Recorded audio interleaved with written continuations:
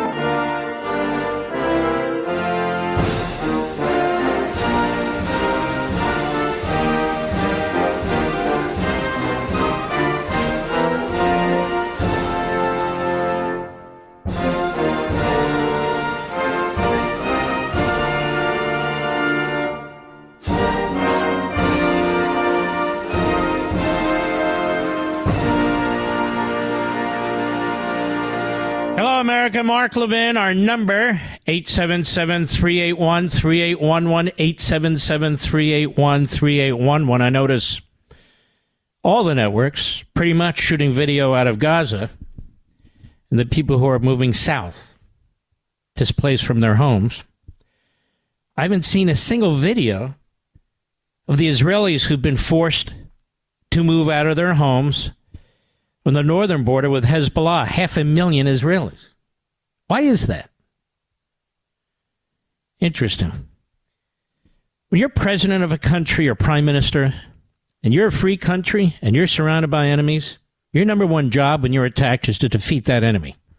Everything else is secondary,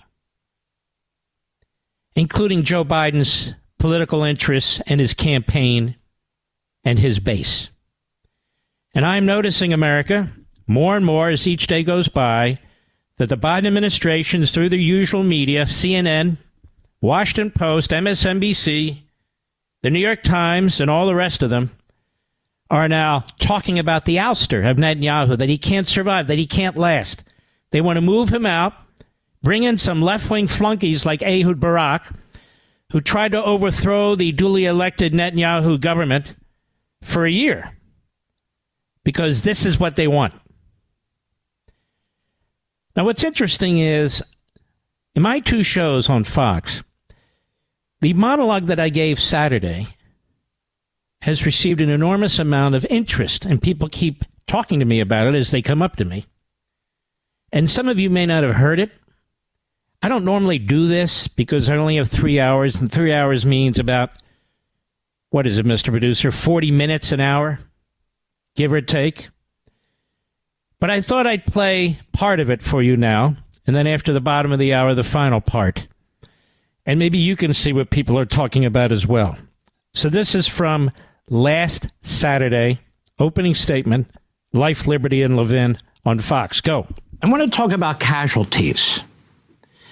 Do you think 100,000 civilian deaths in 1 year is significant? Oh, it's massive. When you consider we lost about 59,000 men and women in the Vietnam War, when you consider we lost over 50,000 in the Korean War, it's a lot of people. Those were combatants, not civilians, not citizens. So let me ask you a question. When a president of the United States keeps a border open intentionally, the southern border, and upwards of 100,000 young Americans aged 18 to 45 die every single year that border is open from fentanyl. Almost 100,000 American civilian casualties. Well, what kind of president is that? Is that a man who gives a damn about human life? Is that a man who's compassionate about the American people? Is that a man who wants to protect the American people? Absolutely silent. He doesn't even talk about it. While his flunky, The Secretary of DHS keeps testifying that the border is secure, or we need comprehensive immigration reform. And I'm not even including the inhumanity, the other inhumanity that's taking place on the border, the sex slaves, the children sold into sex slavery, the rapes, the murders, the other drugs coming across, drug cartels with ties to the communist Chinese who use techniques like ISIS coming into our country. They now have a foothold in every major metropolitan area and every one of our states. What kind of a president is that? He's a president that should be impeached. That's a high crime. Doing that to your own country? 100,000 civilian deaths a year, probably more. We just had the FBI director testify that the FBI now controls enough fentanyl, illegal fentanyl, that it is acquired to kill 270 million Americans. 270 million Americans, and the border's still wide open, given what's going on in the Middle East? Can you think of another country that has an open border? Any? Can you think of another president or prime minister or dictator or monarch who would leave a border open like that so its own people are suffering and dying? We're talking about potential terrorist attacks. We're going to have them. We all know it. You can't have millions of people coming in here, not vetting them, not even know who they are and where they're going, and assume that the people who want to blow us up, the people who took down the towers, the people who've hit us over and over and over and over again, that all of a sudden they're going to somehow respect the rules of law, or they're not going to sneak across the border. Biden knows it. Harris knows it. The Attorney General knows it. The FBI director is sitting right next to Mayorkas, and he wouldn't even point the finger and say, you need to secure that border. No, he couldn't even bring himself to do that. Why am I telling you this? Because Joe Biden doesn't give a damn about American civilian casualties, as he goes on about civilian casualties in Gaza, as he talks about a humanitarian ceasefire. You know what a humanitarian ceasefire is? It's appeasement. It's appeasement in stages. But appeasement in stages is appeasement. The Israelis cannot afford to lose a war when their very survival is at stake. Ask Hamas. They keep announcing we're going to keep at it until they're destroyed. Ask Hamas's rioters, protesters, the Hamas network. You see them in the streets. You hear the professors. You see the college students. You even see the media. What do they say as they spew the propaganda of the enemy? As they spew the propaganda of the enemy. The Democrat Party is a problem. The Democrat Party is a party without a soul. It's a party without principle. It's a party without morality. That's why the Democratic Socialists, a.k.a. Marxists who hate America, that's why the Hamas Nazi-supporting individuals in our country, they're all Democrats. They have representation in Congress. They have representation in Democrat Party organizations. They have representation in the Democrat media. They're not Republicans. They're not constitutional conservatives. They hate us. But I want to talk about civilian casualties, because they're trying to now force Netanyahu to resign. MSNBC and Biden and the other, he's weak. He's weak. No, it's Biden who should resign. He should be impeached. A high crime that he's committing against the people of the United States, just the southern border alone. But I want to give us a little bit of history here that I'm sure is not being taught in our schools. The Civil War. The siege of Vicksburg was one of the most tactically important victories for the Union in the American Civil War, writes Aaron O'Neill at Statistica, as it helped give them control of the Mississippi River, while cutting off a major supply line for Union forces. When Major General Ulysses S. Grant's Union troops tried to take the fortress by force in mid-May 1863, they were twice pushed back with heavy casualties. Instead of sending his men to try a third time, Grant had a different idea. He encircled Vicksburg, the second most important military manufacturing city in the Confederacy. One side, the Mississippi River, he sent his massive gunboats. The rest of it, often on a hill, he surrounded it. And what did he do? Night after night, day after day, relentlessly. He prevented anyone from leaving, and he prevented anyone from going in. No ingress, no egress. Citizen, non-citizen, it didn't matter.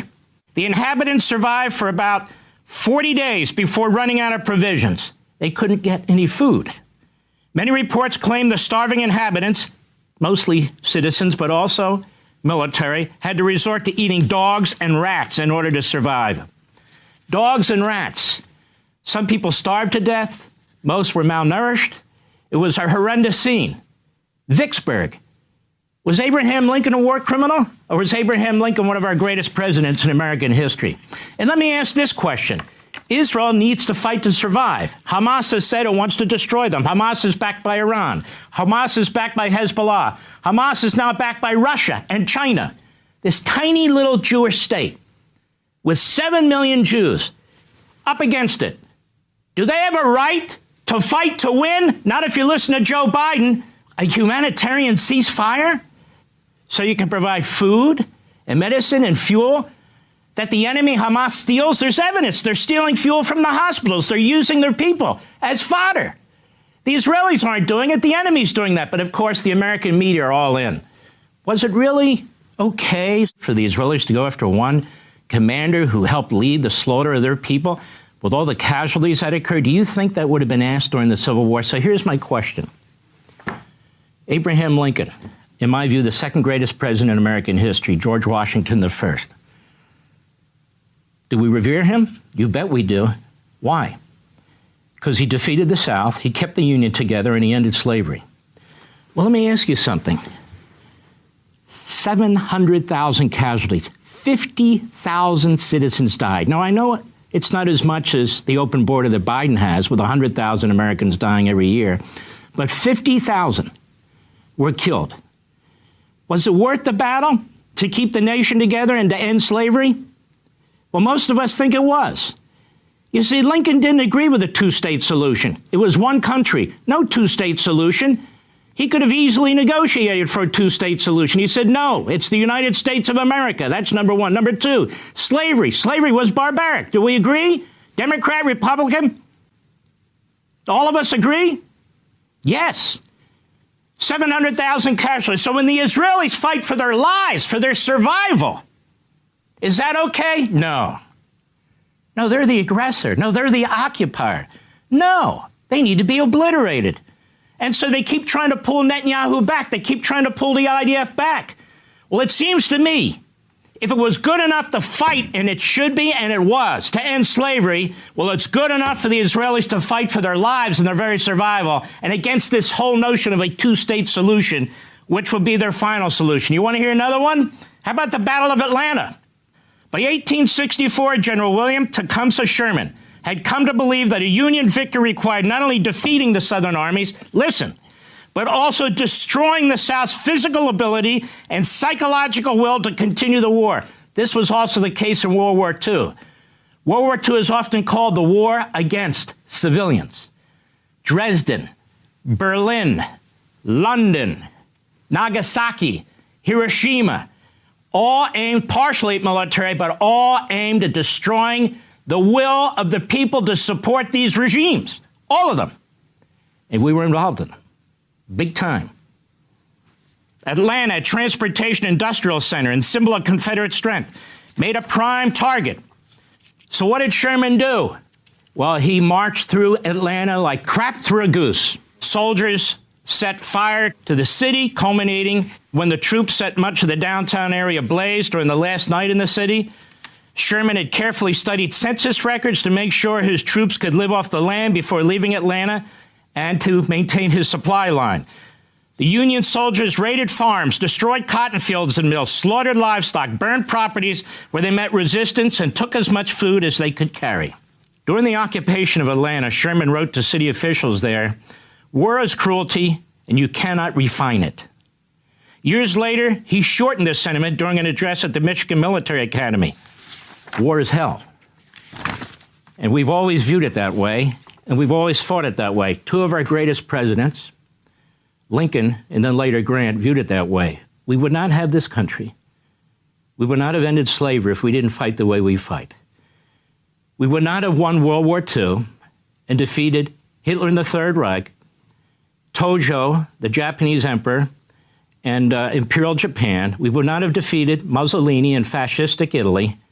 We would not have destroyed those concentration camps and all the rest of the brutality that the Axis powers were involved in had we not fought to win. To win. That's our perspective. That should be our perspective. Now that I'm back live. That covers some of the areas we've discussed before, and there's another piece of it that I want to play for you after the bottom of the hour, since the next segment will be too short. But Biden and the Democrat Party and his Obama advisors are such ruthless thugs that they're trying to push out Netanyahu. They've given the word to their media. You can see it, you can read it, you can hear it. Because they want a pliable Ehud Barak type or Lapid type who'll do what they want, who'll do what they say. And what a disaster that would be. I'll be right back. Mark Levin.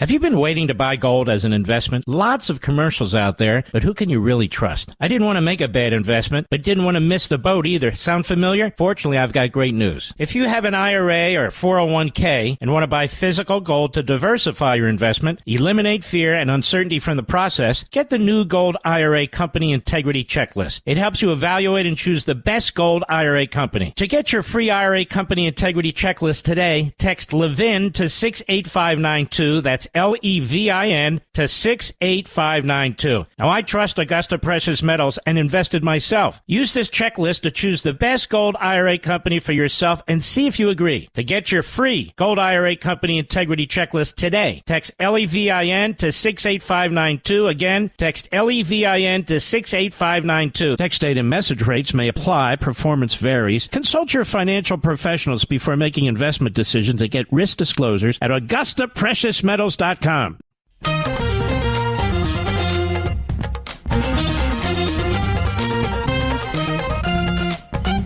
a short segment and a perfect time to remind people who are listening to this program, if you haven't voted yet and you live in Virginia or Pennsylvania and Ohio and Kentucky, a very close race, and some of the other areas of the country, you owe it to your family, to your community, to the country to do it. Nobody's asking you to go to war. You're being asked to vote. In Virginia, which has been a state I've lived in for over 40 years, Loudoun County, where I've lived for over 20 years, it is essential that you folks get out to support your sheriff, Chapman, your delegate candidate, Higgins, the Senate candidate, Segura, and the chairman for the county commissioner slot, Katz. But all over Virginia, you know what's going on in your county. Just get out and vote. Nobody's asking you to do anything more than that. A lot of Americans can't vote today. They don't have anything to vote for. There is no election in most of the states. There's an off-year election. This is the time you catch the Democrats sleeping and bite them in the ass. Same with Kentucky. You have a very close governor's race. Very close. Very important. Mississippi, you have a very close governor's race. I don't know why, but you do. And there's races in New Jersey and Pennsylvania. Ohio, you have a very important ballot question. So when in doubt, go vote. That's all you have to do. Send a message to the nation. I'll be right back.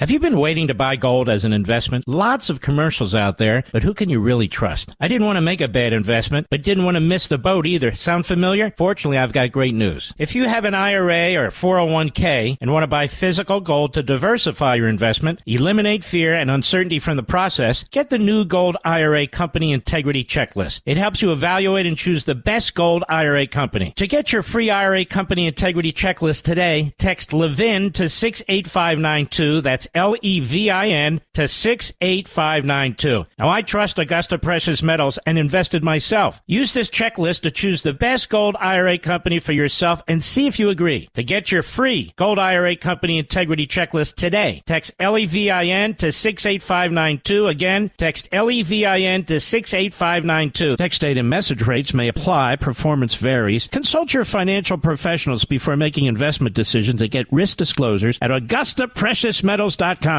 Mark Levin, America's think tank. And you can call him at 877-381-3811. I've got about another 5 minutes of this monologue. I'll tell you what's interesting, and I'm going to play it shortly. You can see when I delve into these things, I'm not regurgitating, repeating anything that anybody else has said.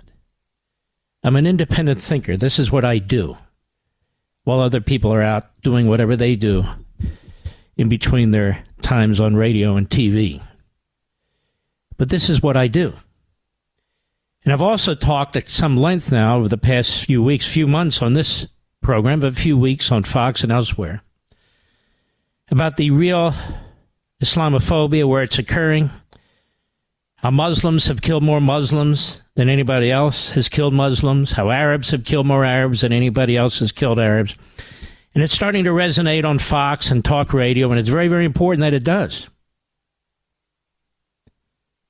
And so here again, Saturday, the last 5 minutes of my opening statement. Go ahead. All these calls for the state of Israel, slow down, be careful, don't hit the school, don't hit the hospital. And here we have terrorists, desert rats, hiding among their people. And the Israel is the only army on the planet that's supposed to fight a war humanely, that's supposed to fight a war and pick out the enemy from the citizen, even though they're wearing the same things, and the enemy knows this and is purposely hiding among the citizens. Joe Biden says he's very concerned about the Palestinian citizens. He's not even concerned about the American citizens. What happened to those Americans in Afghanistan? Hundreds of them left behind. He doesn't even talk about them. They're there because of him. Blinken doesn't even talk about them. Getting the hostages back. I think Biden made it a little more complicated when he handed $6 billion over to the Iranians. I don't want to hear that it wasn't our money. The South Koreans wouldn't have released it without our say-so. They held it back with our say-so, and that money's there for a reason. The Iranians already said they'll do whatever the hell they want to do with it. And the spigot's still wide open.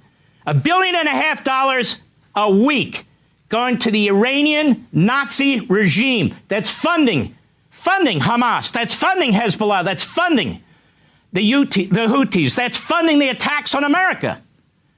Funding the attacks on America. And he says he's very concerned about the civilian deaths taking place in Gaza. Not Texas, not New York City, no. I'm telling you, ladies and gentlemen, this is the worst president in American history. He's causing wars. He's going to cause a disastrous terrorist attack, one or more in this country. He's caused all kinds of harm, and I will say death in our own country already, American citizens. He left citizens behind in Afghanistan. He is a complete and unmitigated disaster. But the Democrat Party has a problem, much bigger than the Republican Party.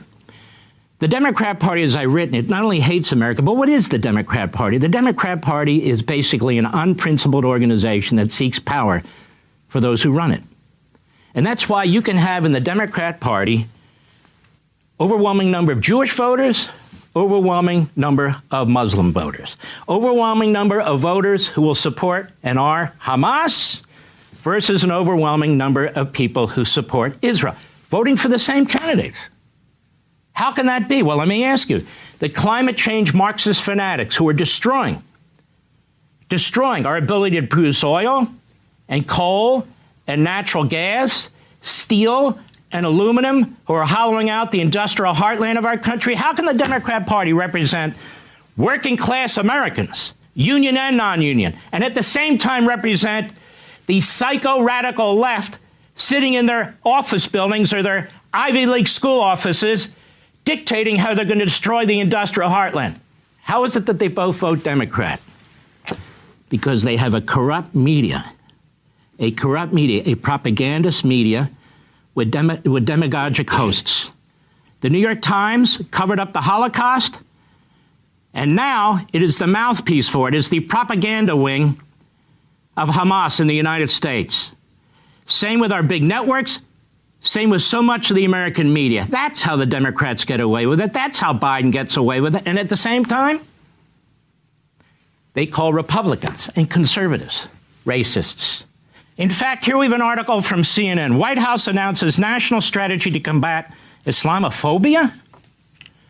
Tell me something, ladies and gentlemen. Where are all the marching Jews demanding the obliteration or elimination of Muslims?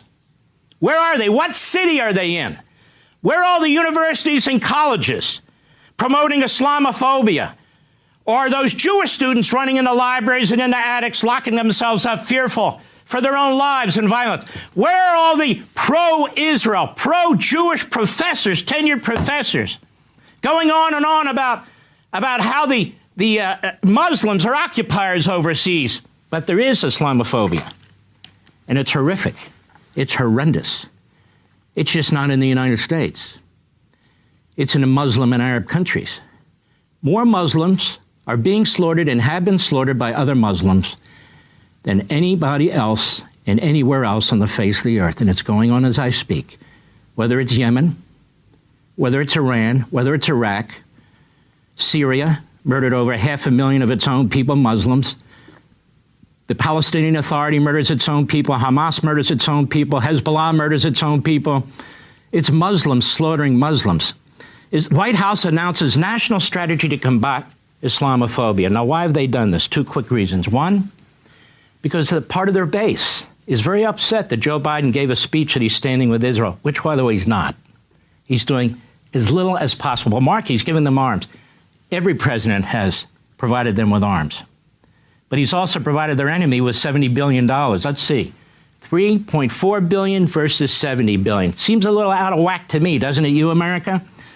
But it's even more than that. Their base, as I said, but the Democrat Party has no soul. Now, that was Saturday. Today is November 7th. So that was November, let's see, let me count backwards. 7th, 6th, that was November 4th. I want to read something to you. We've got a lot to cover this evening. In Blaze Media, former Muslim shares viral conversation with his father, dismantling the narrative blaming Israel for genocide by Chris Enlow. And this is in today's Blaze, but this conversation between father and son occurred on November 5th, the day after my monologue. And that monologue has resonated a lot, without attribution, of course, but the issues that I've raised have been regurgitated, and that's a good thing. Author Harris Sultan went viral over the weekend for sharing a story about a conversation he had with his father that destroys the narrative accusing Israel of a genocide against Palestinians. Across the world, pro-Palestinian activists accuse Israel of genocide. They claim Gaza is an open-air prison and that the Israeli military kills Palestinian civilians, women and children included. We're seeing this all day today on cable. All day today on cable. These claims, unfortunately, even circulate in the halls of Congress, with Representative Rashida Tlaib accusing Joe Biden of supporting a genocide. Of course, she is an anti-Semitic, anti-American reprobate. Enter Sultan, a former Muslim who wrote a book about his experience leaving the Islamic faith. In a recent conversation with his father, whom Sultan described as a so-called moderate Muslim, Sultan explained that his father asked why he is, quote, supporting this genocide, unquote, against the Palestinians. After explaining that he empathizes with suffering, Sultan showed his father a photo, which his father immediately assumed came from Gaza. But Sultan explained, quote, the photo is actually of a Yemeni child pulled from the rubble resulting from a Saudi bombing in Yemen. The photo served to prove an important point. The world is outraged because Israel is defending itself from Hamas terrorists, but is silent when Muslims kill their own, which is, of course, my point you heard on Saturday. Quote, I pointed out that Israel has allegedly killed 7,000 Palestinians. Now, the reason he says allegedly, and the media are running with this, of course, we know now the Gaza Health Service, because I exposed this, is controlled by Hamas. And they put out whatever numbers they want. They have no independent sourcing for this. Well, the Saudis have killed at least 150,000 Yemeni Muslims. Some estimates suggest up to 300,000, he wrote. How can we call the current conflict a genocide when what the Saudis did is hardly even discussed by Muslims? Sultan explained in his viral post, "Don't get me started on 200,000 Muslims killed by Bashar al-Assad in Syria." Then Sultan recounted what he told his father when he expressed disagreement with Muslim violence. "How convenient," he said to his father, "nearly 500,000 fellow Muslims, 500,000, have been killed by other Muslims," and by the way, it's more than that. "And you didn't even know about it," Sultan remembered. "Yet when Israel retaliates against a terrorist organization that has killed, raped, and maimed 1,500 of its citizens, the whole Muslim world reacts." This anecdote illustrates an indicting fact, Sultan explained, after telling his story. The outrage against Israel for defending itself from Hamas, he pointed out, quote, seems to have less to do with preserving Muslim lives and more to do with the religious fantasy of hostility toward Jews. Sultan, it appears, is a one-man wrecking ball destroying the genocide narrative. In recent days, he has pointed out that Gaza's population has quadrupled in the last 60 years. Quadrupled. Which prima facie makes the claim that Israel is guilty of genocide or ethnic cleansing mere propaganda.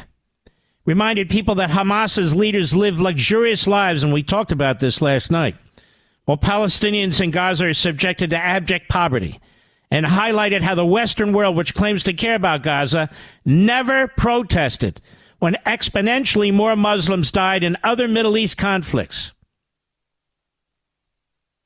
Very, very, very important. I've explained this. This gentleman has now explained it. Others are starting to pick up some of the slack and put things in actual context. The fact is the Muslims slaughter Muslims, that Arabs slaughter Arabs, that there was no marching in the streets about any of it, as I explained. Any of it. People marching in the streets now. They don't talk about who's funding these protests. They're not just happening. The Hamas network in our country, as I explained on Fox and here, has tens of millions of dollars for this and has been planning this. Soros front groups, NGOs, millions of dollars promoting this stuff. And I can go on, and that would be why, if you go to Media Matters right now, you'll see the endless attacks on Fox, on conservative talk radio, on conservatives generally, who are defending Israel and taking on the Hamas Nazi terrorists, which apparently Media Matters supports. If they don't, they have a funny way of showing it. I'll be right back. Mark Levin.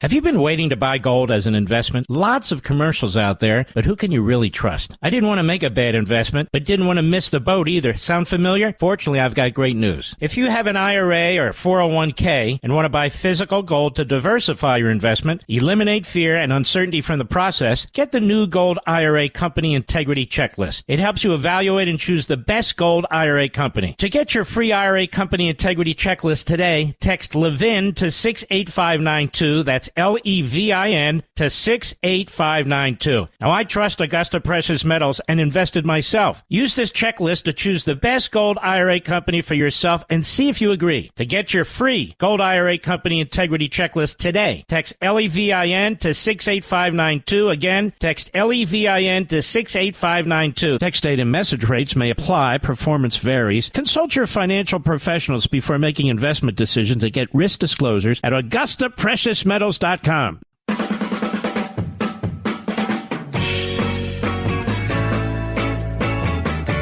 know, ladies and gentlemen, NBC and MSNBC are among the two worst pro-Hamas news outlets in our country.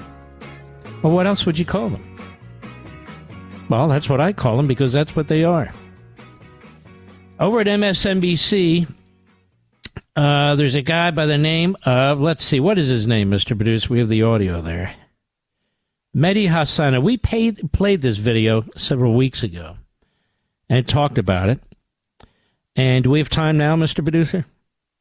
And this is a guy who is a primetime host on the weekends. Primetime host at MSNBC. Cut 21. It's hard to hear This is something he said several years back, and but this is what's in his mind, his heart, and his soul. Cut 21, go. And of course the kafirs, the disbelievers, the atheists who remain deaf and stubborn to the teachings of Islam, the rational message of the Quran, they are described in the Quran as, quote, a people of no intelligence. Allah describes us. Not of no morality, not of no belief, a people of no intelligence. Because they are incapable of the intellectual effort it requires to shake off those blind prejudices, to shake off those easy assumptions about this world, about the existence of God. In this respect, the Quran describes the atheists as cattle of those who go with the crowd and do not stop and wonder about this world. Cut 22, go. All of these ulama unanimously agree that at the very minimum, if Yazid was not a kafir, then at the very minimum, he was a fasiq, a transgressor, a breaker of Islamic laws, a corrupt individual, a tyrant, a killer, a drunkard, a dog lover, a music lover, a homosexual, a pedophile, a sexual deviant, someone who slept with his own mother, astaghfirullah. These are their views of these ulama in their books, not my view. He also used to be with Al Jazeera. And now he's with MSNBC. He's been for a little bit. How could you possibly dismiss all this? They actually twist my word, were from weren't, to protect Wolf Blitzer from his leftist reporting, from his hostility to Netanyahu, his hostility to what the Israelis are trying to do to defend themselves. You don't have to twist this guy's words at all. This guy's fully out of the closet. He's full-throated. There's nothing confusing about it. And there are no stories about this guy. None. None. And this is MSNBC. He apologized, of course. But he's still an Israel hater. It's like the New York Times hiring the Palestinian who praised Hitler just a few years ago. Not more. Not once. Twice. They moved him off when they got hot, and they brought him back when it wasn't hot anymore. MSNBC has serious problems. Al Sharpton. Long history of anti-Semitism. I don't even know if he's ever apologized for it. Has he? And he's not alone. I'm going to have a guest this weekend on my Sunday show, Life, Liberty, and Levin. And it'll be a guest from the fantastic media watchdog group that watches the reporting about the Middle East, camera.org. Like the word camera? Camera.org. It's going to be fantastic. We'll be right back. This segment of the podcast is exclusively sponsored by Pure Talk. Pure Talk offers great coverage and can save your family money on your wireless bill every single month. Go to puretalk.com to find the plan that's right for you. Thank you again for listening, and thank you so much for this sponsorship, Pure Talk. He's here. He's here. Now, broadcasting from the underground command post, deep in the bowels of a hidden bunker, somewhere under the brick and steel of a nondescript building, we've once again made contact with our leader, Mark Levin. Hello, America. Mark Levin here. Our number, 877-381-3811, 877-381-3811. I want to get into this phony special counsel in Washington, D.C., and a few of these other issues as well. But before we do, I'm not done with MSNBC. Unfortunately, I can't spend my entire week on these media outlets, but I will hammer them in bits and pieces. I was talking about MSNBC, and there's a piece by David M. Lipman, Media and Education Research Analyst at the Committee for Accuracy in Middle East Reporting and Analysis, or CAMRA, as reported by the Jewish News Syndicate. And the headline is MSNBC host Ali Velshi's rabid, reckless, anti-Israel rant filled with false statements, exaggerations, and outright inaccuracies, yet MSNBC still makes excuses for him. And, of course, he's still there. On April 30, 2022, MSNBC host Ali Velshi delivered a long rant against the Jewish state that was as dishonest as it was rabid.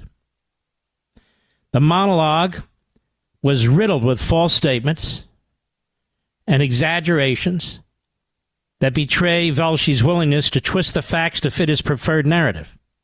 This is MSNBC. During this segment, he claimed the map of the Palestinian Authority, sometimes described as Swiss cheese, has been carved up by Israel over the past century. While the Palestinian Authority did not exist until 1994, a mere 28 years ago, or now 29 years ago, so the reference to the past century is erroneous. Furthermore, the PA was created under the Oslo Accords, a mutual agreement between the State of Israel and the Palestinian Liberation Organization. It's under these same agreements that the current map of the PA's various levels of autonomy was agreed to via negotiations. To claim that Israel carved up the territory controlled by the Palestinian Authority is false. It's a lie. The map and territorial changes that entailed an Israeli transfer of 40% of Judea and Samaria to Palestinian Authority control, for the most part under so-called Area B status, were drawn and agreed to in negotiations between the two parties and implemented. Indeed, Velshi himself acknowledged that the demarcation of the borders in this way is entirely legitimate. He stated, "It's not illegitimate to change borders as long as it's done through negotiations." Well, it was, you idiot. He went on to claim that Israeli settlers live on, quote, illegally occupied Palestinian land, unquote, and that, quote, forcibly occupying another territory is illegal. Even if one considers the territory occupied, it is not considered illegal. Indeed, occupation is provided for in international law, the Fourth Geneva Convention.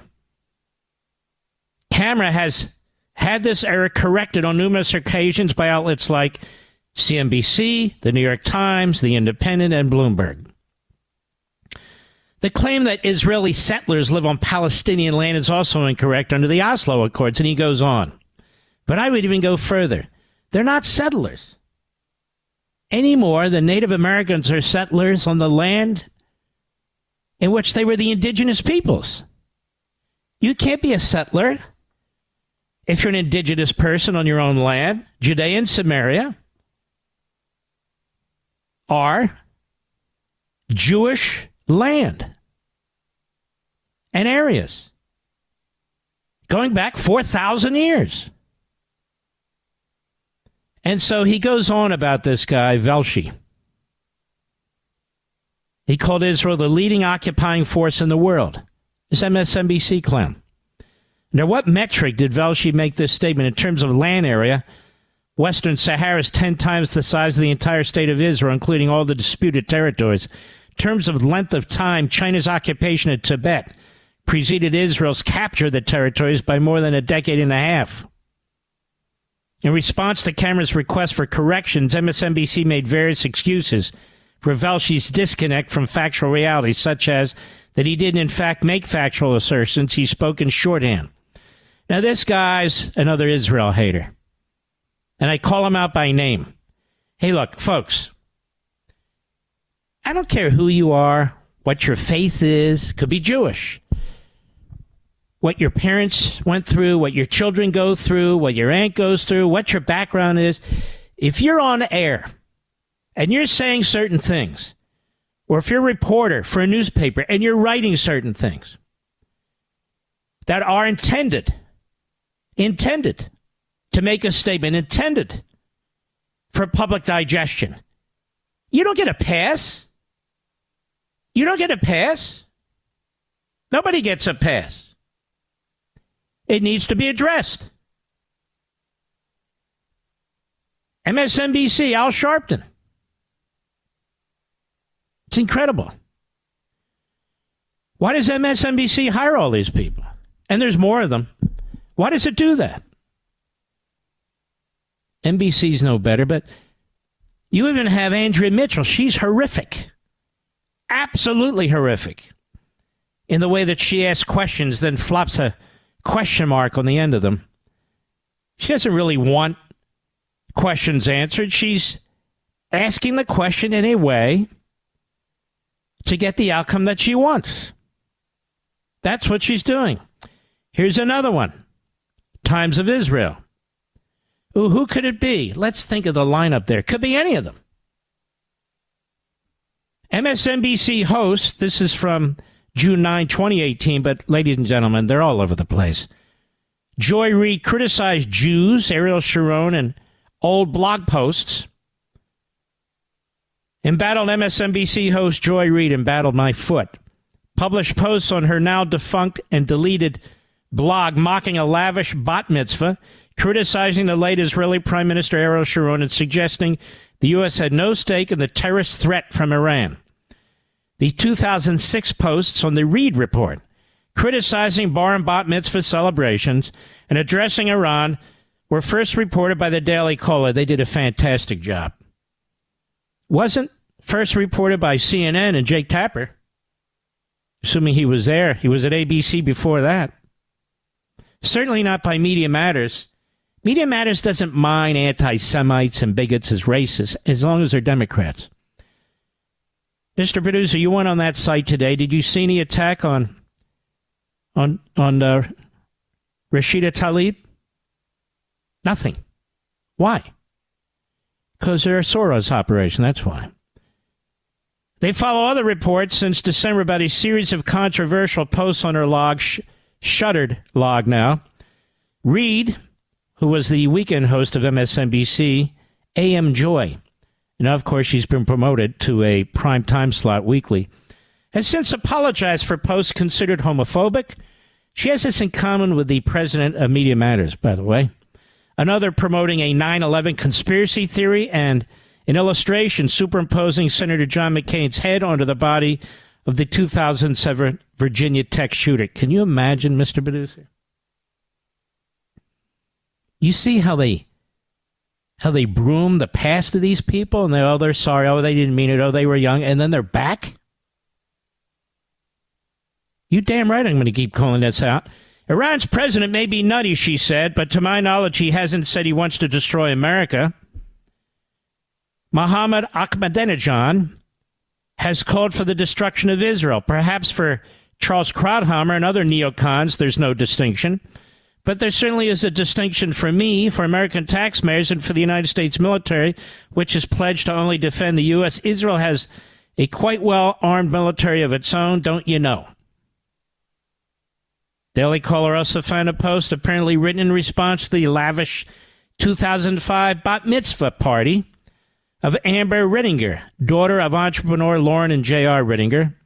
Quote, how does the modern Jewish teen spend her bat mitzvah? She asked, according to screenshots obtained by the caller.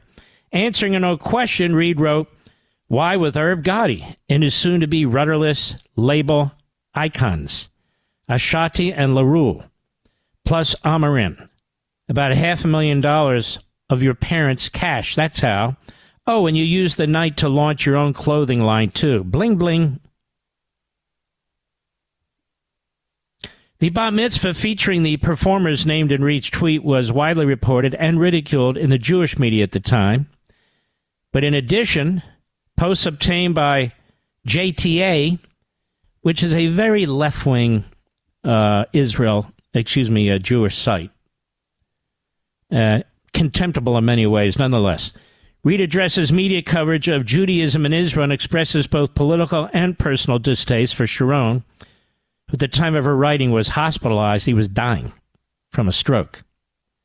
For Israelis, she wrote, the qualities that provoke dread in bleeding hearts like me clearly elicited a sense of safety and stability.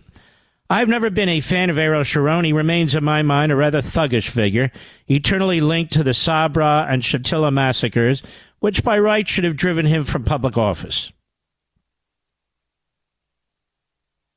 And it goes on. Reid expresses more personal distaste, personal attacks.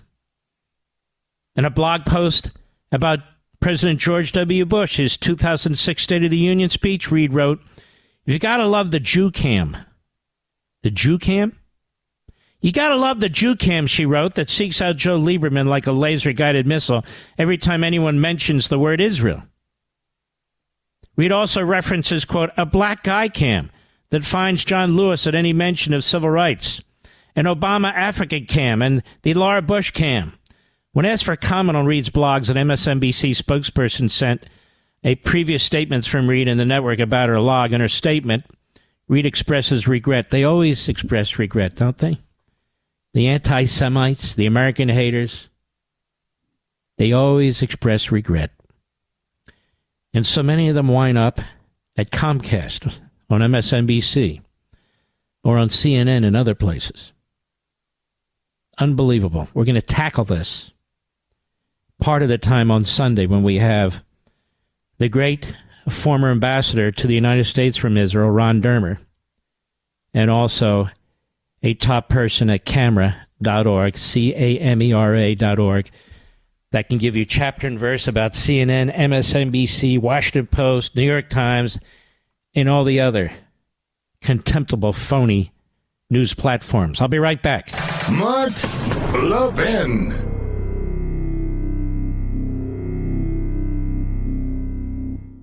I have to tell you something that speaks to the very core of our values as Americans. About a veteran-owned company on a mission to make a real difference in the lives of our military members. And of course, I'm talking about our great sponsor, Pure Talk. I absolutely love what they're doing. Our veterans gave everything to protect our nation, and Pure Talk understands the sacrifices they've made. Now, they've set an ambitious goal to eliminate $10 million in military debt by Veterans Day. But they can't do it alone. They need your help. When you switch to Pure Talk's lightning-fast 5G network, they'll donate a portion of every new order to this noble cause. And you can make a real difference just by choosing superior cell phone service. And Pure Talk's plans start at just $20 a month, offering unlimited talk, unlimited text, more data, and a mobile hotspot. Just go to puretalk.com/Levin, Levin, and make the switch. Let's rally together, show our unwavering support for our veterans, get the best service at the best price as well. Visit puretalk.com/Levin, puretalk.com/Levin, and switch to Pure Talk today in less than 10 minutes. It's the right move, and it's the American way.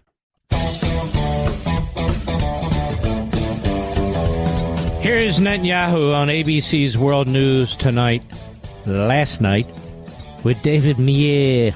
Cut 4, go. I think there's the question of a ceasefire. The president himself has said that a ceasefire would be a surrender to Hamas. It would be a victory for Hamas, and you would no more have it than you would have a ceasefire after the Al-Qaeda bombings of the World Trade Center. I know the Biden administration has also said now is not the time for a ceasefire. What they're proposing is a humanitarian pause. There will be no pause? Well, there'll be no ceasefire, general ceasefire in Gaza without the release of our hostages. As far as tactical little pauses, an hour here, an hour there, we've had them before. I suppose we'll check the circumstances in order to enable goods, humanitarian goods to come in, or our hostages, individual hostages to leave. But I don't think there's going to be a general ceasefire. It's not that I don't think. I think it will hamper the war effort. It'll hamper our effort to get our hostages out, because the only thing that works on these criminals in Hamas is the military pressure that we're exerting. You see, Biden has a totally different agenda. We've talked about the ideological, really suicidal agenda of Blinken and Obama to weaken Israel and empower Iran, and they are still pursuing that. Notice this administration still has not enforced the oil sanctions on Iran, even though they're now shooting at our soldiers. It's shocking. Absolutely shocking. Netanyahu, cut 5, go. But there is daylight here on this notion of a humanitarian pause. Now you see how they just keep pushing a humanitarian pause. They even use the language of the Obama administration. ABC, CNN, the Washington Post. It's like a conga line. It's like the Rockettes of the press, dancing across the stage at Radio City. This is what they're doing. A humanitarian pause. What's humanitarian about the pause? When you're trying to defeat the enemy, They all admit the Hamas is bad to the Palestinian citizens there, but only Israel standing up to them and trying to defeat them. Humanitarian pause. This is what he keeps saying. Humanitarian pause. Humanitarian pause. Not once does he say, how fast do you think he can mop this up? Humanitarian pause. Not once do they ask, how many IDF soldiers are you willing to risk? Humanitarian pause. Go ahead. But there is daylight here on this notion of a humanitarian pause. You don't agree with the Biden administration on that? We agree that we have to provide humanitarian assistance. Almost 700 18-wheelers have gone in so far the last week. Have you ever seen a war fought this way, America? Ever? As bad as our presidents have been in fighting wars, we never did that. Never. Go ahead. It with our American friends and with President Biden. We'll do whatever we can. We don't want to give Hamas the opportunity to endanger our soldiers. We saw that until we started the ground action, there was no pressure on them to release hostages. What we see is the minute we started the ground action, there is pressure. And they're still shooting missiles into Israel, are they not, Mr. Producer? They're still shooting missiles into Israel. So humanitarian pause? Don't you love the Marxist propaganda that these buffoons use? Chapter 4 of my book, by the way. The Democrat Party Hates America. Here we have John Kirby. You know what? Let's take a break. Then we'll jump back in. We'll be right back. Oh, excuse me. I have 2 minutes. 7:26 is a hard break. Oh, okay. Well, let's take a break now. We'll be right back. All right, let's go to John Kirby. Cut 8, go. Now, she's also talking about history here and how things ended up the way they did in Gaza and the West Bank. And I think that the history is obviously long, it's complicated, it's complex, and it's good for all of us to remind ourselves of how we got here. But it's also important to remember that this guy's a flunky. He gets paid to say stupid things. I don't know how he ever became an admiral. For which Navy? But they put him in these slots because he's a propagandist. Media like him, likable guy. I already said there can't be a two-state solution. Because Hamas, the PLO, they're caliphates. That's what they support, a caliphate. That's what Iran supports. That's what the Muslim Brotherhood supports. Islamic Jihad, Al-Qaeda, ISIS, caliphate. They're fighting over a caliphate. They're not going to be limited to the borders of a country. They say this themselves. So why do we have to hear stupid John Kirby all the time saying stupid things just because they wind him up over there in the White House and push him out front? I'll be right back. I have to tell you something that speaks to the very core of our values as Americans. About a veteran-owned company on a mission to make a real difference in the lives of our military members. And of course, I'm talking about our great sponsor, Pure Talk. I absolutely love what they're doing. Our veterans gave everything to protect our nation, and Pure Talk understands the sacrifices they've made. Now, they've set an ambitious goal to eliminate $10 million in military debt by Veterans Day. But they can't do it alone. They need your help. When you switch to Pure Talk's lightning-fast 5G network, they'll donate a portion of every new order to this noble cause. And you can make a real difference just by choosing superior cell phone service. And Pure Talk's plans start at just $20 a month, offering unlimited talk, unlimited text, more data, and a mobile hotspot. Just go to puretalk.com/Levin, Levin, and make the switch. Let's rally together, show our unwavering support for our veterans, get the best service at the best price as well. Visit puretalk.com/Levin, puretalk.com/Levin, and switch to Pure Talk today in less than 10 minutes. It's the right move, and it's the American way. You can call us now at 877-381-3811. And the Liberal contact number is 877-381-3811. All right. I want to bring you up to speed a little bit. They have the goods on Biden, but they always have. We're not hearing anything from Merrick Garland, as you well know. This is from the Daily Wire. The White House dismissed a request by House Oversight Chairman James Comer is seeking proof of President Joe Biden providing a loan to his brother, James Biden, amid concerns that the commander-in-chief may have profited off his family's influence peddling schemes. Robert Sauber, special counsel to the president, wrote back to Comer on Friday in response to a letter from October 26 that sought documentation underlying a $200,000 check James Biden wrote to Joe Biden that was labeled as a, quote, loan repayment in 2018. The letter concerns a financial transaction between two family members, says this special counsel. Nothing special about him. At a time when both individuals were private citizens, Sauber stated curtly in his reply. Comer, who's leading a corruption-focused impeachment inquiry against Biden, is trying to get more information about a $200,000 check dated March 1, 2018, which he said bank records showed James Biden issued from his personal account on the same day he received the same amount of money from AmeriCorps Health, LLC. That company, according to Comer, was going through bankruptcy proceedings to which James Biden was, quote, representations that his last name Biden could open doors and that he could obtain a large investment from the Middle East based on his political connections, unquote. Comer insisted his committee has no record supporting the claim. All right, let me slow down. I have my own information supporting the claim. Is there a loan document? That's what they want to know. Even a one-page loan document? If there's not, then that's a lie. That's number one.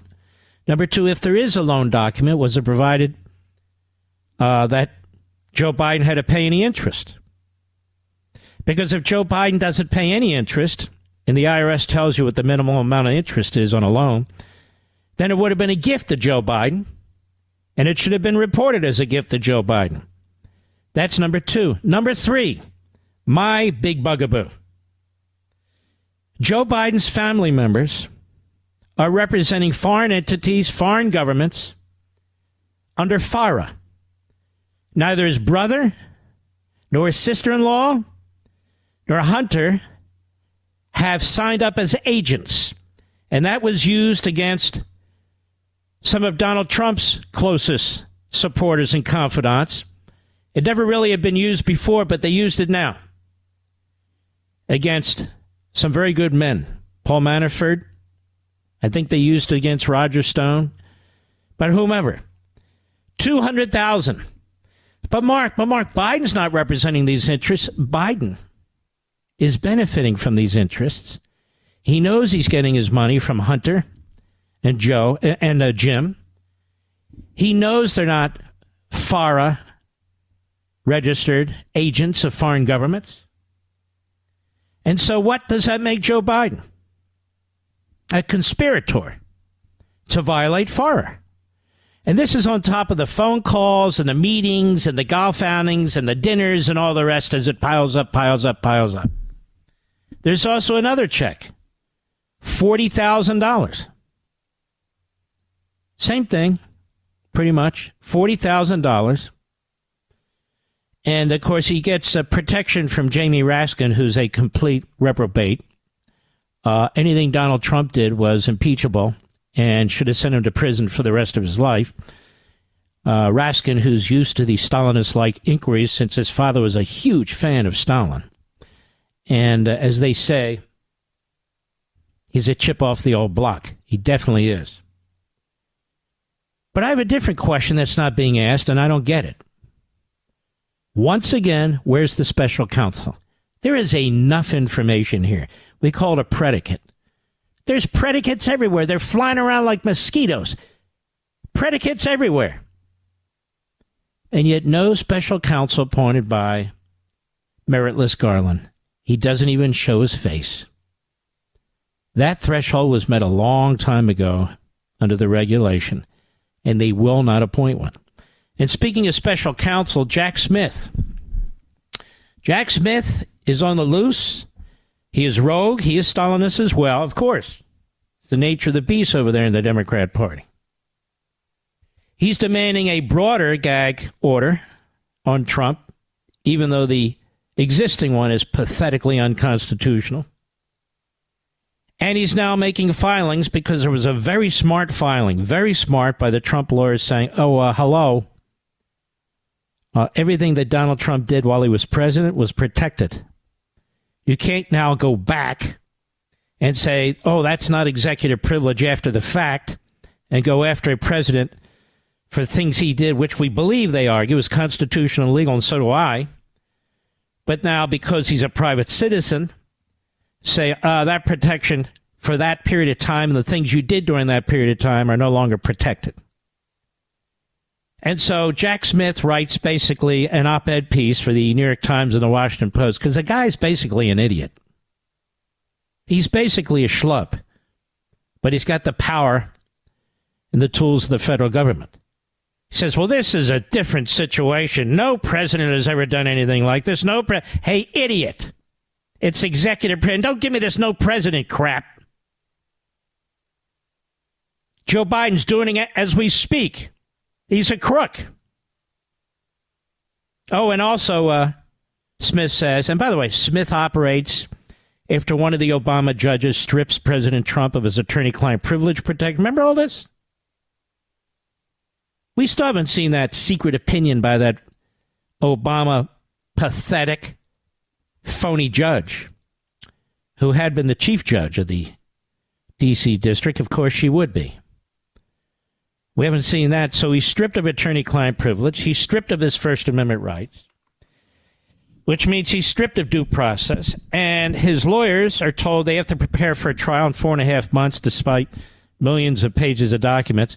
So he's stripped of his Sixth Amendment rights, the right to effective representation of counsel. So there they violated the First Amendment, the Fifth Amendment, and the Sixth Amendment, and they're interfering with a presidential election.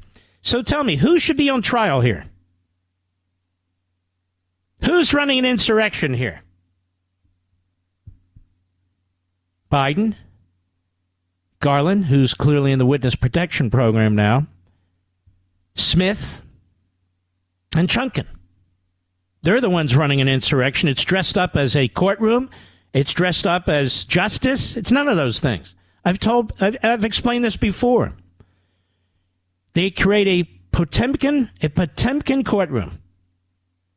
Oh, this will be used, believe me. A Potemkin courtroom where we have this judge who's not really a judge. He's a hack.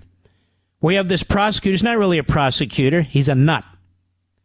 And where one day we may have a jury of the president's peers.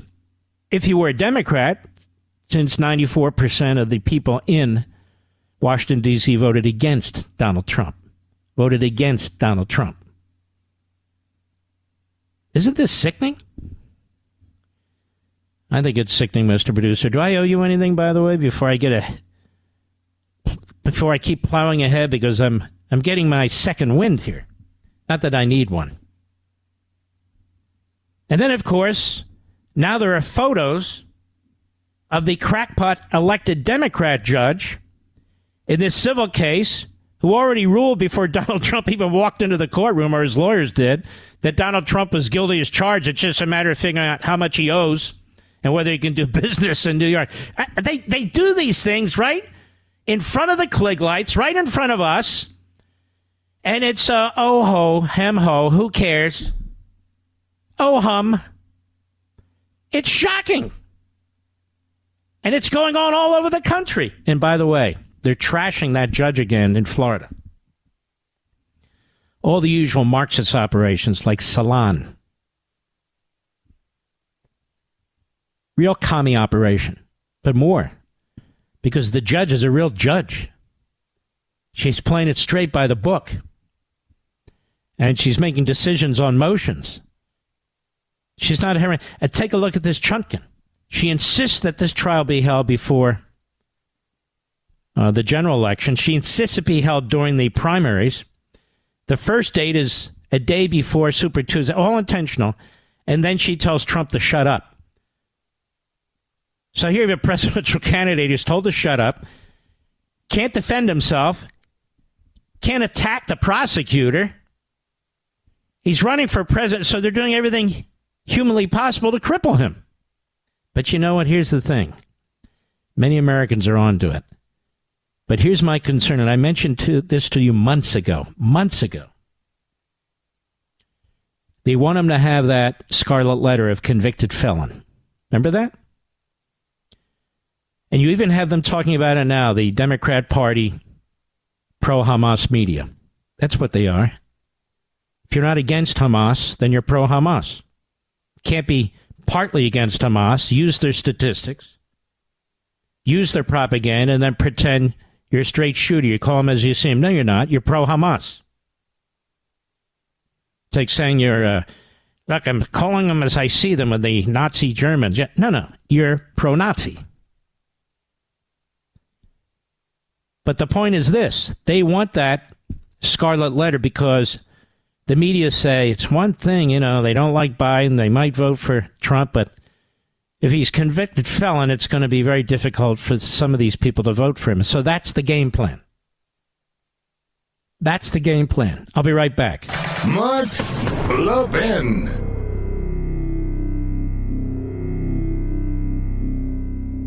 I have to tell you something that speaks to the very core of our values as Americans. About a veteran-owned company on a mission to make a real difference in the lives of our military members. And of course, I'm talking about our great sponsor, Pure Talk. I absolutely love what they're doing. Our veterans gave everything to protect our nation, and Pure Talk understands the sacrifices they've made. Now, they've set an ambitious goal to eliminate $10 million in military debt by Veterans Day. But they can't do it alone. They need your help. When you switch to Pure Talk's lightning-fast 5G network, they'll donate a portion of every new order to this noble cause. And you can make a real difference just by choosing superior cell phone service. And Pure Talk's plans start at just $20 a month, offering unlimited talk, unlimited text, more data, and a mobile hotspot. Just go to puretalk.com/Levin, Levin, and make the switch. Let's rally together, show our unwavering support for our veterans, get the best service at the best price as well. Visit puretalk.com/Levin, puretalk.com/Levin, and switch to Pure Talk today in less than 10 minutes. It's the right move, and it's the American way.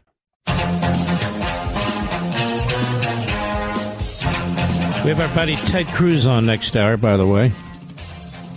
Well, I hadn't known about this until somebody sent this to me from Breitbart this morning.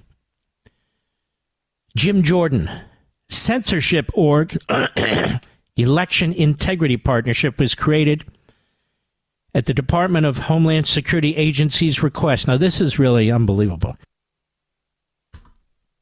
The police state is here.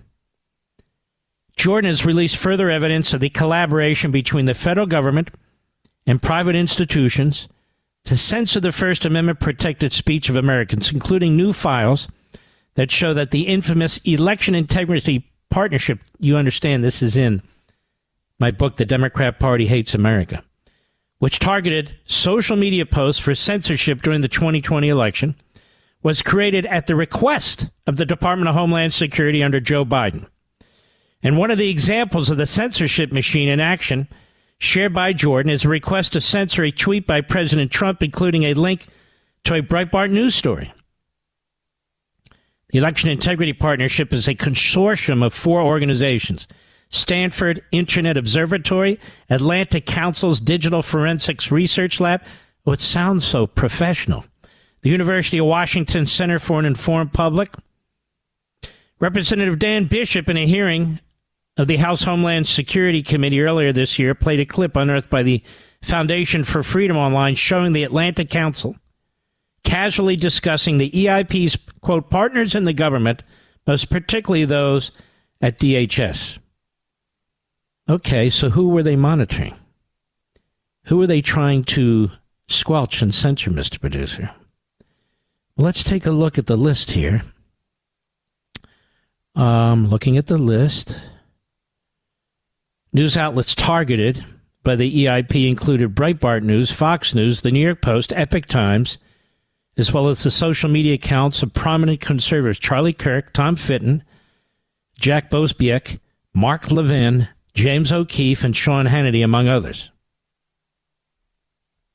That's not nice. That's not nice at all. I'm sure Jake Tapper is going to be very upset about this. Wolf Blitzer, too. Andrea Mitchell. Joe Scarborough. I'm sure they're all going to be saying this is outrageous. So this show and my social sites were targeted for censorship, among others. Other folks, other conservatives, by the federal government through a third party. This is why I still and will consider Elon Musk a hero. He's lost money on Twitter, a lot. But he's one billionaire who puts his money where his mouth is. And he didn't need all the headaches. The left loved him. Conservatives didn't really know anything about him. And here he is under federal investigation now by the Southern District of New York and Maine Justice. Why? Because he hasn't fallen in line with Biden and the Democrats. That's why. The police state is here. The police state has been here. You know, folks, if you haven't gotten your copy of The Democrat Party Hates America, go look at the comments on Amazon. I'll be right back.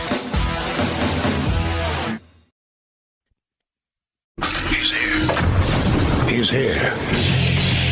Now, broadcasting from the underground command post, deep in the bowels of a hidden bunker, somewhere under the brick and steel of a nondescript building, we've once again made contact with our leader, Mark Levin.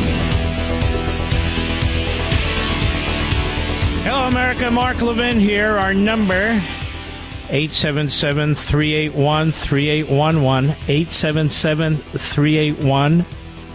877-381-3811. These books that I write, they really do last the test of time. They're not about me. They're not hit and run. They're not written by ghostwriters. And those of you who've purchased the book and read it, particularly on Amazon, and left your comments, we're at 5 stars there. We've been at 5 stars there for, let's see, almost 2 months. I want to thank you very much. There's really nothing else I can say, I don't think, to encourage people to do what they haven't done. If they haven't purchased a copy or gotten the audio or the Kindle yet, Thanksgiving's coming up. It's the perfect book to hand to a friend or family member to persuade them of the wrongness of their party if they are still Democrats. I think it can have a huge impact on the upcoming elections, presidential, congressional, and senatorial.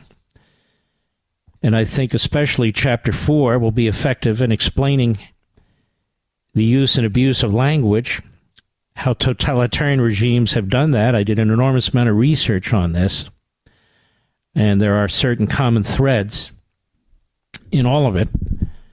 How they change words, how they basically eliminate words, how they change the meaning of words and phrases. And that's why when you ask them, what's a woman, they won't tell you what a woman is. Or that's why they talk about misinformation as a way of destroying free speech. That's why when they talk about a humanitarian pause, that's not what they mean. They mean appeasement, and they don't want Israel to win. And the media use all these tricks at the Democrat Party, and what Biden does as well. And this is how they advance their agenda. They conceal what they really mean. So they say the border is secure. No, it's not secure. Well, we need comprehensive immigration reform. Joe Biden is a very effective liar, not because he's smart, because he's practiced. That is, he's been doing it for decades. And so it's very important to unravel all this, which I do in Chapter 4. And I explain this in Chapter 4.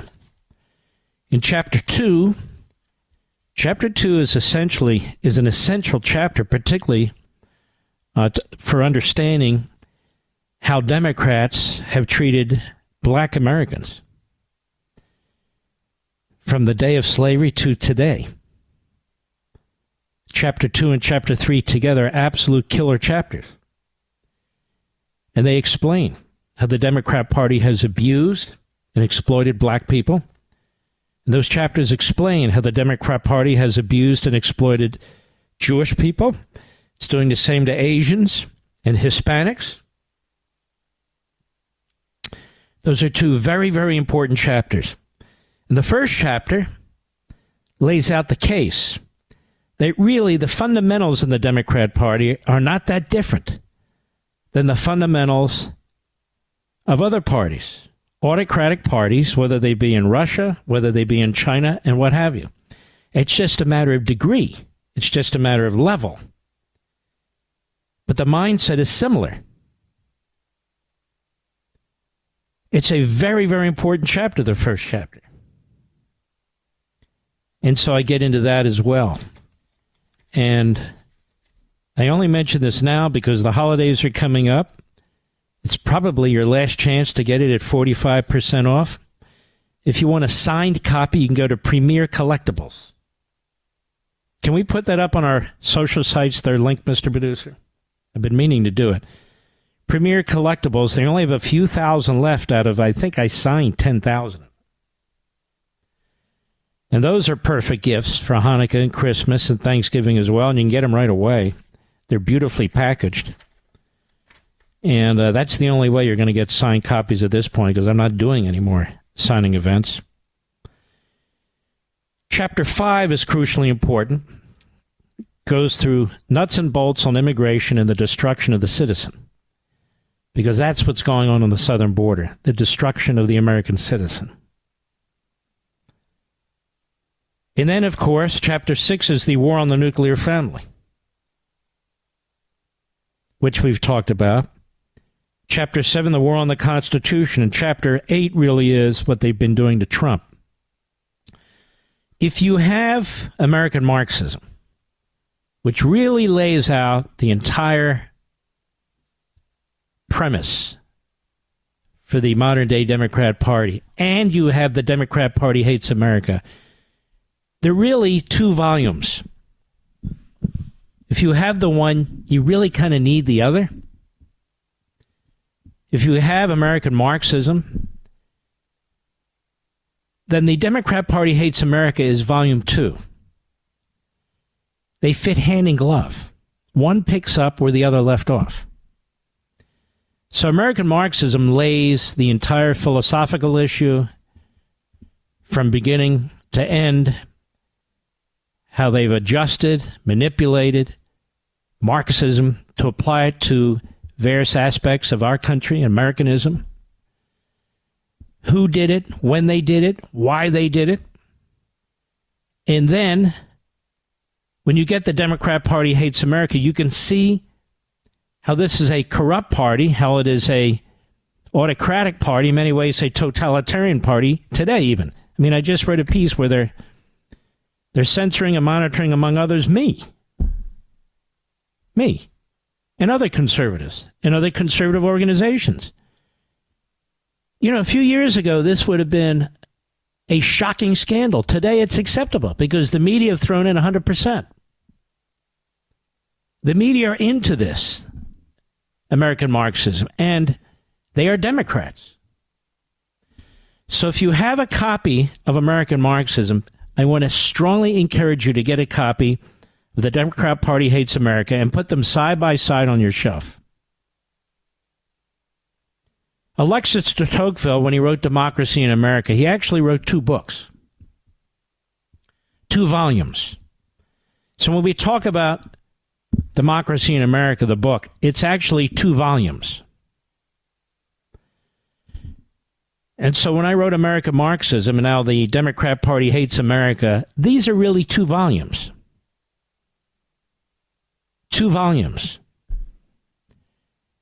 And if you read American Marxism and you read the Democrat Party Hates America, you will have knowledge for the ages. There's no question about it. And you will be the Thomas Paines, and you will be able to spread the word. At Thanksgiving, at Christmas, at Hanukkah, anytime, anywhere. Ideas do matter. You see it in the streets. Bad ideas, evil ideas, spreading throughout the country. We need good ideas. American ideas spreading throughout the country. That's our role. That's your role. That's my role. So I want to encourage you, not implore you, encourage you, that if you have a copy of American Marxism, go to Amazon, or any major bookstore. Don't go to Barnes & Noble. They're hiding it. Go to any major bookstore, any major warehouse store. But if you want to get it right away, go to Amazon, 45% off. You're not going to find that in many places. The Democrat Party hates America. If you're traveling over Thanksgiving and you're going through the airports, don't bother going to Hudson. They've never carried this book in any significant way. Another censorship operation like Barnes & Noble. They don't deserve your business because it's a censorship operation to keep you from reading this book. But it won't work. The only thing right now keeping you from getting this book might be you. But we have the signed versions for the holidays. And we have the 45% off version at Amazon.com and all the major bookstores and warehouses. So I want to strongly encourage you to grab your copies. We'll be right back. Mark Levin.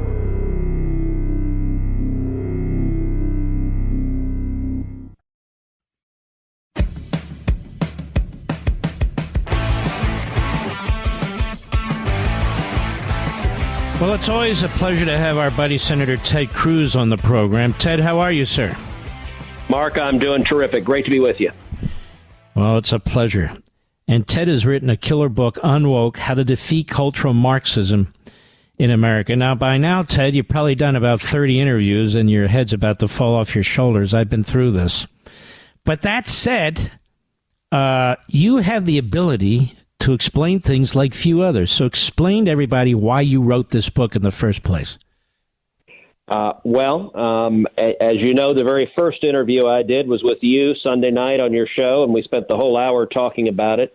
And it's a book. I wrote this book really to explain what in the hell is going on in our country. So many millions of Americans, so many millions of your listeners are looking around at how did things get so insane, so extreme, so quickly. And this book is designed to explain that. And it focuses on how the radical left has seized the major institutions of our nations. It starts with the universities, and I call the universities the Wuhan lab of the woke virus. They are where the virus was created, they're where it's mutated, and they're where it's spread to other institutions. And then each chapter focuses on a different institution. So it goes from universities to K through 12 education, and with the garbage of critical race theory and transgender extremism being forced on children. From there, it goes to journalism and the radicalization of the corporate media. From there, it goes to big business and big business being turned into the woke enforcers of the left wing. From there to big tech and the rabid censorship from big tech. From there to entertainment, the most dangerous of all of them, Hollywood, movies, television, music, sports. And from there to science and the corruption and politicization of science. And what the book endeavors to do is, number one, explain how and why the radical left, the cultural Marxists, seized control of each of these institutions from inside. But number two, even more importantly, it lays out specific practical steps, a battle plan for how we take these institutions back. Mm-hmm. The book is Unwoke, How to Defeat Cultural Marxism in America, and we'll get to this issue of how we take these institutions back in a moment. I thought one of your most compelling chapters was on the media and the role of the media. I mean, we're supposed to have a free press. I mean, the press is free to do what it wants, if that's what they mean by a free press, but it's not really a free press, is it? It is no longer, and I opened the book by contrasting where things were a decade ago, and I focused initially on CNN. Look, a decade ago, CNN, they aspired to be journalists. If you asked them what they wanted to do, they would say they want to present both sides of an issue, they want to be fair and balanced and objective, and they tried to do that. Now, they were terrible at it. They leaned left. But a decade ago, when I was first elected to the Senate 11 years ago, I used to go on CNN once a week. I'd regularly go on CNN. In 2017, CNN had 3 town halls with me and Bernie Sanders, 90 minutes each, debating free enterprise versus socialism. And they were, I think, CNN's highest rated programs that whole year. That's back when CNN was actually operating as journalists. When Donald Trump became president, Trump broke the media. It He shattered their brains. They hate him so much that they no longer view their role as presenting both sides of an issue. They are advocates. They are propagandists. Today, if CNN has a panel, it's 5 people discussing how Donald Trump is the devil. That's the only view that is acceptable, and they're obsessed with it. You take something like the rabid pro-Hamas protesters that stormed the White House this weekend, that put graffiti, that defaced monuments all over D.C. If you watch CNN, never happened. If you watch MSNBC, never happened. ABC, CBS, NBC, did not happen. Why? Because they view their role as being advocates. And I got to say, that's terrible for America. We need a functioning press corps. And by the way, and I explain this in the book, the corruption of journalism is a huge part of why Democrats have gotten so radical and extreme, because they can vote for ridiculous extreme positions and rest calmly serene that nobody in the media will report on it. None of their constituents will know about it. And so they're never, ever held accountable for anything they do. And that is a great point. And you look at CNN, you look at MSNBC, despite what's going on in the Middle East, Ted Cruz, which is horrendous, what was done to the state of Israel. Now Israel's trying to defend itself. Whatever the Biden administration comes up with, they support, like this phrase, humanitarian pause. Yep. All through the weekend, they were using that phrase. Netanyahu's doing an interview on ABC's Sunday show, and the host there keeps saying, are you going to support a humanitarian pause? So they just sit there and push even the language of the Democrat Party, no? They absolutely do. And they're not just the Democrat Party. They are the left wing of the Democrat Party. So they push everyone to the left.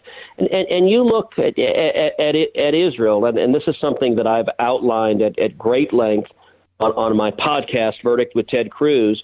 The Biden administration has undermined Israel literally every day from the beginning of this war. This war began 1 month ago today, on October 7th, with the worst mass murder of Jews since the Holocaust. And the night the attack was happening, the Biden State Department tweeted out calling on Israel not to retaliate and saying violence solved nothing and there should be no military retaliation. This is as Hamas is targeting civilians, murdering civilians deliberately, raping women and little girls, murdering infants, killing 1,400 Israelis, and the Biden State Department at 3 a.m, as this is ongoing, is urging Israel, do not retaliate, do not strike back at the terrorists, just allow your citizens to be murdered. Now, at 3 a.m, I blasted that on Twitter, and I said whoever wrote this should be fired, whoever approved it should be fired. They deleted it within the hour. The next day, Tony Blinken, the Secretary of State, tweeted out again that he just talked with the Turkish foreign minister, and they were urging a ceasefire. Now, mind you, they don't mean Hamas should stop being terrorists. They don't mean Hamas should release the hostages. They mean Israel should stop killing terrorists. Again, I blasted that tweet. Again, they deleted that. That was the next day. Now we have Joe Biden going to Israel and Tony Blinken going to Israel. And what are they saying? Ceasefire, humanitarian pause. What they're saying is Israel do not kill terrorists. And the media are actively complicit in this. And in fact, the media is part of Hamas's strategy. They know that when they use Palestinian human shields and Palestinian women and children are killed, that the useful idiots in the media will use that fact to demonize Israel. And so Hamas is counting on the radical left-wing bias of the American media. And Ted Cruz, when we come back, by the way, the book is Unwoke, How to Defeat Cultural Marxism in America. Mr. Producer, let's put it on all my social platforms and link it to Amazon. And by the way, you need to tell Regnery to start printing some books, brother, between you and me. When we come back, my question is going to go beyond this. Colleges and universities and what's happening in our streets. We'll be right back. Mark the 10, the thunder on the right. Call in now, 877-381-3811. We're here with Senator Ted Cruz. Before we go on, Ted, tell us about this election you have coming up. People don't realize you're running for re-election, and you're in a hell of a race. I am. I'm running for re-election in 2024, so a year from today. And it is going to be a massive battle. My last election, re-election in 2018, was at the time it was the most expensive Senate race in U.S. history, and we were outspent 3-1. Money flooded into the state of Texas. The Democrats more than doubled Democrat turnout in the state of Texas, and we won by less than 3 points. We won by 2.6%. It was an incredibly close race, and given that, Chuck Schumer has already made clear that I am his number one target in the country, and they are going to flood the state of Texas. They're going to spend more than $100 million trying to beat me. And their likely nominee is a guy named Colin Allred. He's a Democrat congressman who his first 4 years in the House voted 100% with Nancy Pelosi. He literally did not deviate on a single vote. And by the way, you want a clear distinction on what's happening with Hamas and Israel? At the beginning of the Biden administration, I led a group of 17 senators urging the Biden administration, don't send hundreds of millions of dollars to Gaza, because it will end up in the hands of Hamas and be used for terrorism to murder Israelis and murder Americans. At the same time, 150 House Democrats, including Colin Allred, sent a letter to the Biden administration saying, please do send hundreds of millions of dollars to Gaza, even though it will be used to fund Hamas and fund terrorism. And the Biden administration itself concluded, in its own words, there was, quote, a high risk that the money would be used for terrorism by Hamas. Under normal anti-terrorism laws, you can't send the money, but the Biden administration waived U.S. anti-terrorism law because their left-wing politics mattered more than avoiding terrorism. And so literally the death squads in Israel were, as a practical matter, funded by the Biden administration. And my likely Democrat opponent urged them to do that. And he's going to have $100 million. So I will say, I hope that everyone listening buys the book, but I hope you also go to tedcruz.org, tedcruz.org, and sign up, volunteer, and make a contribution, because we're in one heck of a battle. Mr. Producer, let's put that as well on all the social platforms, if you would. And if you can help, ladies and gentlemen, I know Ted would appreciate it. We've backed Ted from day one before anybody else, and we cannot lose him on election night while we're watching election returns, and all of a sudden Texas elects this radical left-wing kook Democrat and replaces him, the most effective, certainly one of the most effective conservative senators in my lifetime. All right, let's get back. Unwoke, How to Defeat Cultural Marxism in America. You can get it at Amazon.com, any major bookstore or warehouse store, for that matter. Our students, people in the streets, pushing anti-Semitism, embracing terrorism. What's that all about, Ted Cruz?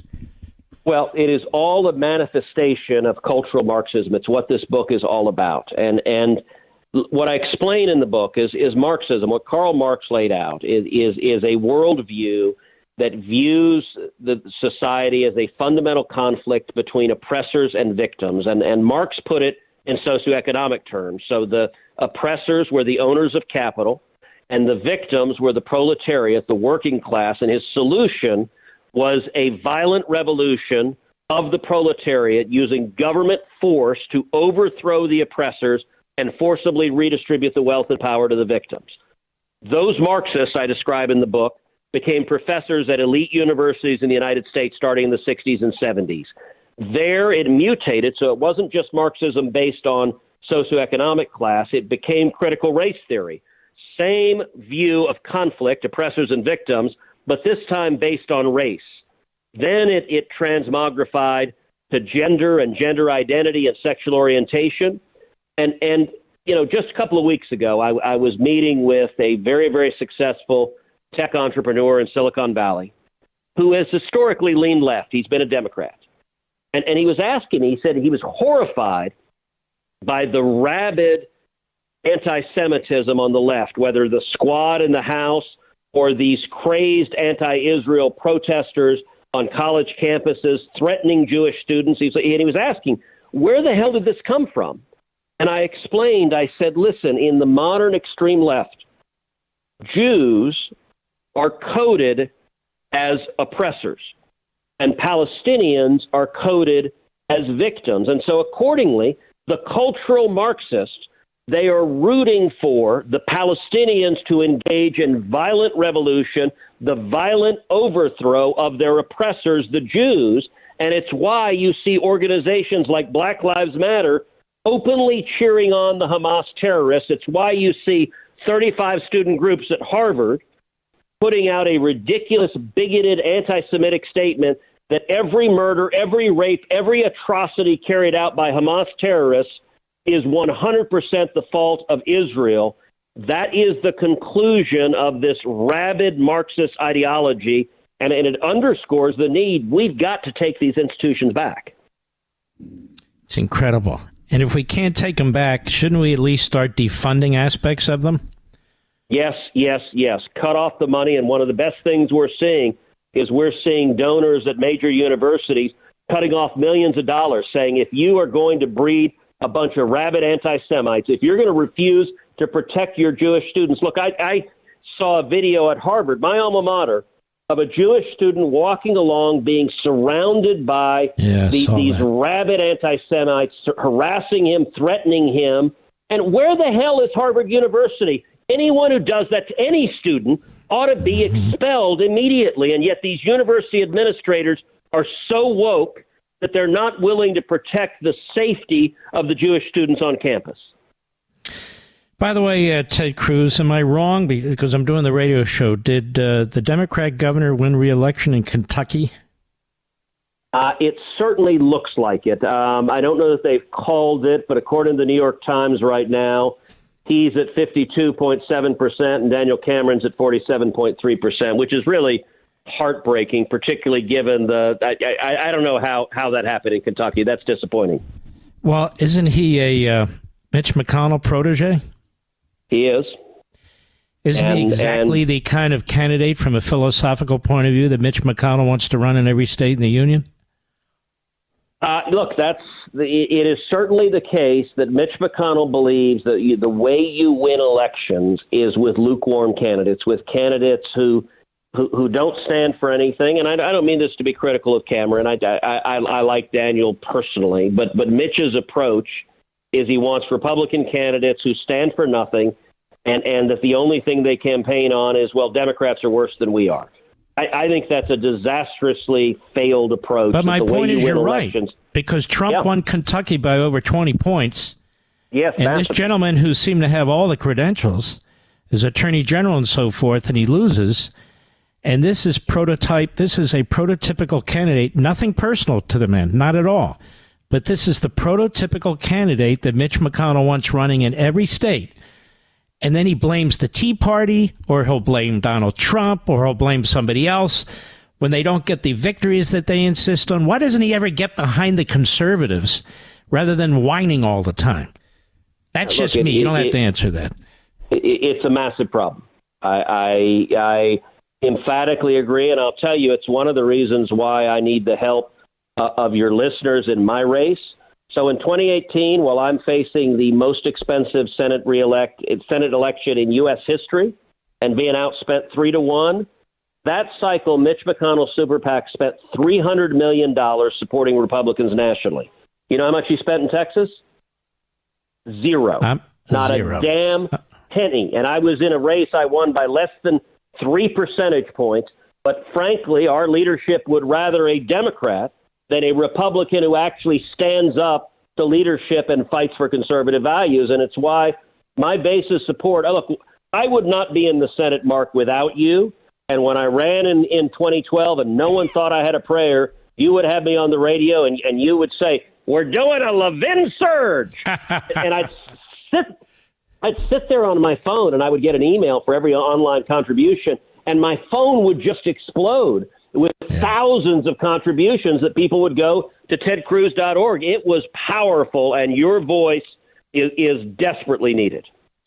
And we're going to do that again when we get a little closer to this, because you're going to need the money, and you're not going to get it from a lot of these people in the establishment. And you're exactly right.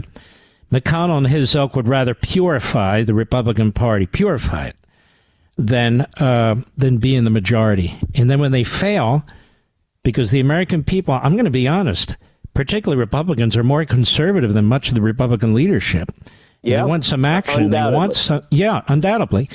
And they just play too much footsie, the establishment, with the bureaucracy, with the lobbyists and all the rest, and people have had enough of it, particularly conservatives and Republicans. Well, I want to congratulate you on this book. It's fantastic. Again, I want to encourage you folks, go to Amazon.com, or if you're going to go to Costco or one of those places, they'll have his book. But if they don't, it's not hard to get it. You can go to Amazon.com. The book is Unwoke, How to Defeat Cultural Marxism in America. Absolutely superb. It's got Senator Cruz's wisdom in there. And he does have solutions in there. And I'll let you read the book to find them out. But I think you're going to really like it. It's in plain English. It's very understandable. It exposes a tremendous amount. And you might say at this point, well, what's the point? What's the point? Ideas. That's the point. The Constitution is an idea. The Declaration's an idea. Marxism is an idea. We've got to confront them on ideas. Correct, Senator? Absolutely right. We've got a battle to take it back. And look, the book is optimistic. The chapter on K through 12 education focuses on Loudoun County and the teenage girl who was sexually assaulted in the bathroom by a boy wearing a skirt, a girl's bathroom. The school district denied it. They said their ideology mattered more than protecting the kids. And in fact, they threw the father of the teenage girl. They arrested him. Mm-hmm. But moms in Virginia rose up, and we flipped Virginia from a blue state to a red state. That's the power of empowering and people. And I walk through in every chapter how we take these institutions back, whether it is buying media outlets, whether it is Elon Musk buying Twitter, or whether it is standing up to woke corporations and holding them accountable. From Bud Light to Target, we're winning big victories. And so I just want to encourage everyone, please go to your bookstore, go to Barnes & Noble, go to Amazon, buy the book tonight. And by the way, it makes a great Christmas gift for a family member or a friend. And I'll say the book is designed to be fun and readable. It's not an abstract academic book. It's not dry. It's war stories. It's interesting. It's fun. And you will put it down knowing much more about how to fight to save our country. Unwoke, How to Defeat Cultural Marxism in America, Amazon.com, anywhere books are sold. Well, not anywhere. Sometimes they don't sell our books, but you know what I mean. Senator, God bless you, and thank you, my friend. Be well. God bless you, and I think you're right. The commie bookstore doesn't carry it. That's correct. All right, take care. I better not come up beyond there. All right, Mr. Producer, where are you taking me here? I'm trying to find... Why don't we take a break, and I'll return. We'll be right back. Mark Levin.